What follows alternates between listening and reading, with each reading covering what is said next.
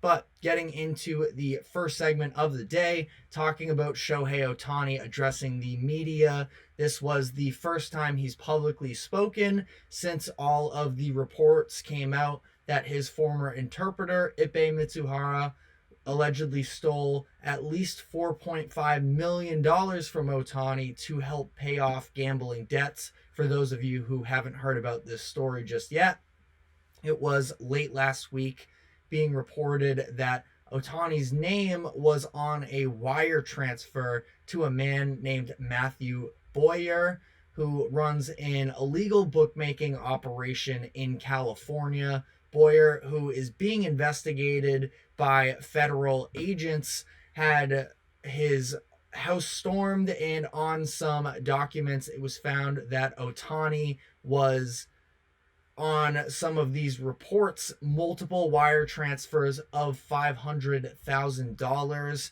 and he did, Boyer that is, communicate to the public through his lawyer that he has never personally met Shohei Ohtani, which does not fully excuse him of any sort of blame in this, but is worth noting. Mizuhara initially told the investigative reporters that Ohtani had made these two $500,000 transfers to help him pay off some of these debts. He later took back that statement and said he lied about it, but it hasn't stopped many from theorizing about what level of involvement Ohtani could have had in these dealings, from whether or not he was aware of what Mizuhara was doing gambling-wise, to the idea that Ohtani was actually the one who was gambling and this was a cover story. So we're going to be addressing all of this. But when Ohtani spoke to the media yesterday, he adamantly denied being a part of any of the gambling activities that took place. He stated that the wire transfers under his name were not him making those, and that he was beyond shocked to find out all about this. Now, some of the timeline stuff that has gone on with this story is definitely a little weird, considering the fact that Mizuhara had spoken to reporters about this idea. The LA Dodgers were aware of this story before it broke to the public, which is why in the clubhouse after their game against the Padres last week, some members of the front office came in and addressed the team, said that something big was going to break about them, obviously referring to this whole Ohtani situation. And at the time, Ohtani supposedly had no idea about any of this. The fact that they had no idea, that he had no idea, nobody had informed him that all these happenings were taking place. And keep in mind the fact that there was $4.5 million missing from his account. It is a little bit strange that he wasn't clued in any ways. There was also a quote that was given to ESPN reporters last week from a Shohei Ohtani spokesperson, who gave a quote from Ohtani himself saying, quote, "Yeah, I sent several large payments. That's the maximum amount I could send." Now, again, it's been a lot of contradictions and a lot of back and forth on how this all played out. Curious, again, to that whole idea of the timeline when this spokesperson, this crisis management rep of Ohtani's camp, spoke to ESPN in relation to when Mizuhara talked to ESPN. Now, again, both Ohtani and his party and Mizuhara himself have said that it was not true, that Ohtani had no idea about any of this. But again, it all sort of adds up to be this very murky situation in terms of the public information, what we can trust. But Ohtani, yesterday, he made his statement, again, adamantly denying his involvement in any way. But there was something that a lot of people took problem with, which was the fact that he did not answer any questions during this press conference. He just gave out a statement. Now, it's interesting because if we had gotten the chance to hear some questions, I'm very curious about how Mizuhara had that type of access to Ohtani's bank account. Now, it's not super uncommon for athletes to have individuals that are close to them to have some sort of access to the accounts.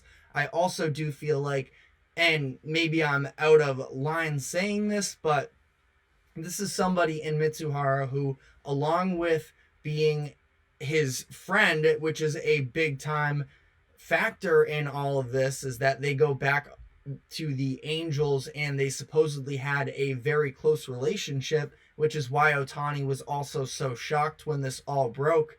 But the fact that Mizuhara was so involved in his everyday life. We saw even when he wasn't speaking to the media, Mizuhara was just about everywhere on the baseball field with Ohtani and was essentially his liaisons in a way to be able to communicate with people. And Ohtani's coming from Japan. I'm sure he's picked up a level of English after spending all these years here in America now. But Ohtani is, in some ways responsible or in debt almost to Mizuhara to help him communicate with others in the country that he currently lives in. So there is a very real level of responsibility inherently that Mizuhara has when working with Ohtani in these situations. The fact that Mizuhara could have some access to his bank account isn't the most shocking thing in the world to me, but to allow multiple transactions of at least $500,000 go through and a total of at least $4.5 million leaving under his nose without any real resistance, that is definitely strange to me. Now, I guess this is a little bit of a defense of Ohtani here. At this point, he is now very, very much standing on his word that he is not responsible for any of these gambling activities. It would be very risky for him to, during a federal investigation, this obviously goes beyond just the levels of the MLB itself, but with the government to lie about this adamantly and to not fess up, that would be a risky move for him to do so. And I guess to some level, we can maybe trust it somewhat more because of that. We have all of these conflicting details that are out there. So there's no secret of what he could possibly be attached to. He is standing on the point that he is entirely innocent in this and that he is a victim. I guess in a little bit of a twisted way, us as MLB fans can just really hope that Ohtani is telling the truth and he is the victim in this situation, because this would be a really big deal and really negative for the sport of baseball as a whole if he is guilty in some of this. He is the number one star in the league in terms of even marketability. I know that some people may argue that Aaron Judge could be sort of that number one star based off of the market that he's played in and the level of success that he's had up to this point in his career. But I personally view Ohtani as the face of the league, and I think that it would be really devastating because we've seen the MLB have these issues with gambling and such in the past. We covered this a little bit last week, so we won't go too in depth, but with the Chicago Black Sox incident early in the 90s, as well as the Pete Rose saga that took place when he was a manager. And it's also important to note the fact that the bets that were being placed with this money, or at least that the money is tied to, were not surrounding baseball. So it's not quite to the extent of some of those scenarios. And professional athletes gambling has become quite the story over the past couple of years based off of the legalization of all these different regulated sports books, where we saw Calvin Ridley miss an entire year because he was gambling on sports. Now we have a new investigation that just broke last night about Raptors center Jonte Porter being investigated for some strange activity regarding some prop bets surrounding him. And it's just becoming a bigger and bigger deal as we sort of progress into this new era of sports gambling. Now, I believe firmly that at minimum, you should not be able to bet on your own sport, even if you are in a Pete Rose situation where you're betting on their team to win, to that you're not throwing the game, but you're still involved with it. I still don't agree with that. I feel like it leads to just messier situations. It's just easier to ban it outright. Some of the cross-sport betting is a little bit more defensible, but still at the same time, I do believe that it just leads to a little bit of a murky situation where it could be two athletes doing each other favors. Again, that's a whole different conversation, and we haven't had any actual experiences with that take place just yet, so there's no need to spend too much time on that. But this is obviously a massive story in not just the MLB, but sports as a whole. Kirito in the comment section just pointed out Jameson Williams as well got in trouble for betting on Alabama college football games. That's absolutely right. And he missed some time because of that. A little bit of a smaller profile, but a Patriots rookie from this past season, Kayshon Boutte, also was just arrested for illegal sports betting as well. So this is becoming a very prominent issue across all major leagues, and there has to be some sort of way we can work towards a place where we have a little bit more regulation. And again, regulation is sort of what sparks this whole thing because of the fact that it is so much more prominent. But for the Ohtani and Mizuhara case here, sports betting isn't allowed in the state of California anyways, so there's no reason that could possibly slide under any circumstances there. Kirito says Jameson Williams won all 4 bets though, so he has no regrets. I can't say that I've seen the betting logs for him, but to some degree, I mean, Jameson Williams, it definitely hindered his career up to this point. Not that I was very high on Jameson Williams coming out of college. He's had one of the most unconventional starts to a career as a whole with the injury that he had suffered coming into the NFL. I believe it was during the national championship game. I could be wrong. It was late in that season, one way or another, caused him to miss some time in his rookie year. And then he was dealing with this other suspension because of it. So we're seeing some repercussions for professional athletes and how it is affecting their careers. And Ohtani, again, this would be sort of the biggest fish. I don't know how many athletes really are bigger than Shohei Ohtani, especially if you're talking about respectively to the rest of their professional leagues. Ohtani is as big as it gets in baseball. And this is, the comparable situation would be a Patrick Mahomes getting caught in the NFL. So definitely a massive deal. It is also notable, not that, again, trying to slander anyone because there's no real base to this, but it's been pointed out as well that his agent, Nez Balelo, hopefully I'm pronouncing that right, has also had a little bit of a spotty track record in terms of his career in the MLB. His former client, Ryan Braun, was caught for using performance-enhancing drugs during his 2011 MVP season. Now, again, Balelo has been silent up to this point during the scandal. It's unfair to drag him into this, considering nothing has been tied to him yet, but it is just another detail that people that are looking to find Ohtani's guilt are pointing to as well.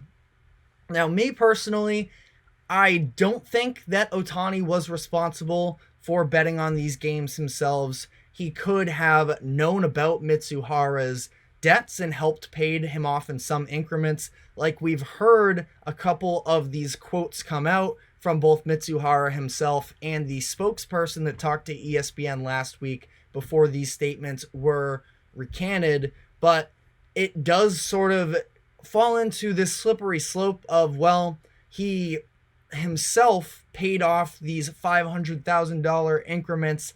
The other $3.5 million, let's see sort of like where is that money? To my knowledge, at least, it hasn't necessarily fully been reported on. There's still a lot of questions surrounding this situation as a whole, and it's just very interesting to sort of see how this is all going to play out. And also, let's say Ohtani, again, not that it's, if Ohtani was aware of those, totaling $1 million wire transfers that took place, how is it possible he could be that aware of those and then not notice the other $3.5 million, not notice that there was anything going on? The stories and the reports that have come out is that he was completely blindsided as this all came out.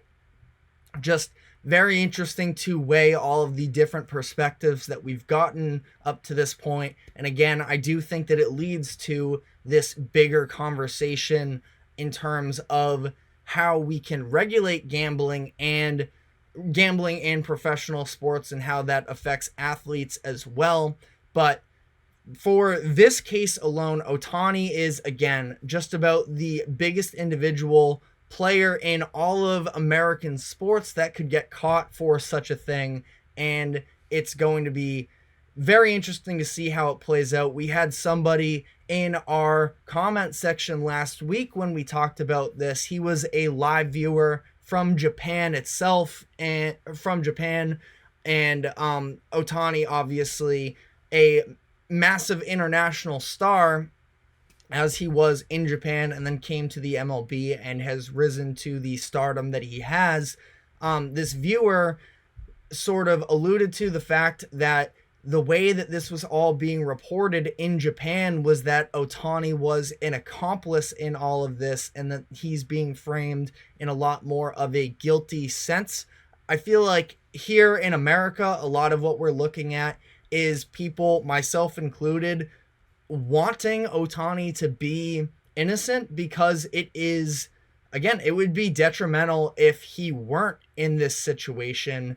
And I feel like it's going to, I feel like we're just going to get more details as this comes out. Again, Ohtani has not yet answered questions, so we've taken a step in the direction of getting some more actual statements that are on the record. But until we get some answers, there are going to be a lot of different theories flying around. Definitely let me know how you guys feel about this situation in the comment section. But we are going to be taking our first break, and when we come back on the other side, we will be getting into some of the comments that Deion Sanders made on Friday about the futures of two of Colorado's star prospects headed into next year's draft and what it could mean big term in terms of player empowerment in the NFL. So stick with us and we will be right back.